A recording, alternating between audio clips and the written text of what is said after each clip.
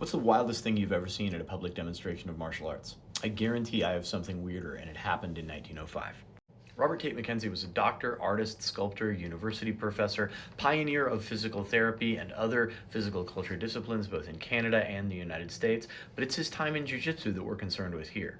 McKenzie was a Canadian of Scots descent, and he graduated from McGill University with his medical degree. In 1904, he moved down to Philadelphia to take a position teaching at the University of Pennsylvania, and that's where he became introduced to jiu-jitsu. Like President Roosevelt, he was interested in all aspects of physical culture, and he wrote a bunch of books on the subject, got Canada into scouting, and even started a physical education program at McGill University. John O'Brien, the first jiu-jitsu instructor in America, made his home in Philadelphia, and from there, McKenzie learned a little bit about it. Like President Roosevelt, McKenzie was interested in all aspects of physical culture and martial arts, and he and O'Brien started giving lectures together. McKenzie would focus on the anatomical aspects and the science of it, while O'Brien would demonstrate some of the holds. This demonstration was April 19, 1905, and it was published in American Gymnasia and Athletic Record that same month. A couple of interesting things about it. First of all, you can see that jiu-jitsu being represented here as more dangerous than judo, and that judo would take out some of the more deadly and what McKenzie would come to think of as unsavory holds. We'll see more on about that later. And so that's how the two arts were being represented. It's also interesting to see jiu-jitsu being presented 120 years ago as a serious subject for serious academic study by serious scientists. Here you can see that McKenzie gave a presentation about jiu-jitsu as applied anatomy for the Society for Research in Physical Education. McKenzie was nothing if not a man of science, and he was as close to a serious, objective academic investigator as you could find then, and maybe as close as you could find today. He published this article in 1906, and we'll get into the article in just a second, but I want to mention that he also gave a series of lectures with O'Brien demonstrating in 1905, and gave a memorable lecture and demonstration by himself that same year. Why do I say he was a serious man of science? 4 reasons. First of all, he had access to traditional Japanese jiu-jitsu texts, and although he didn't read Japanese, the texts were illustrated enough that he was able to pull together some pretty accurate descriptions, including this one, where he describes a gi choke, such as a collar choke, in ways that we could even recognize today. He also describes the jiu-jitsu techniques he saw in the academic texts and compares them to the techniques that O'Brien was teaching, including weapons defenses for self-defense, like this one where he takes a revolver away from a strong person before the revolver is drawn. Second reason I say he was a serious man of science, he was an accomplished artist and a sculptor. We'll see some of his sculptures later. This is one of his drawings where he takes some anatomical sketches and shows you how a wrist lock and an arm lock could work.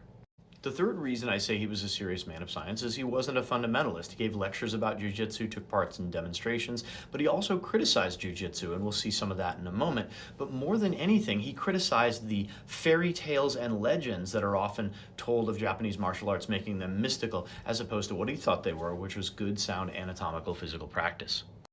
Fourth reason I say he was a serious man of science, we would recognize his skepticism and his methodology even today. Yes, he criticized a lot of the fairy tale type legends that you saw and said we want to see real good solid proof, but he was also super skeptical of some folks who were trying to make a buck off of jiu-jitsu by mail order, and he's almost certainly referencing Yae Kichi Yabe, who we will talk about in subsequent videos.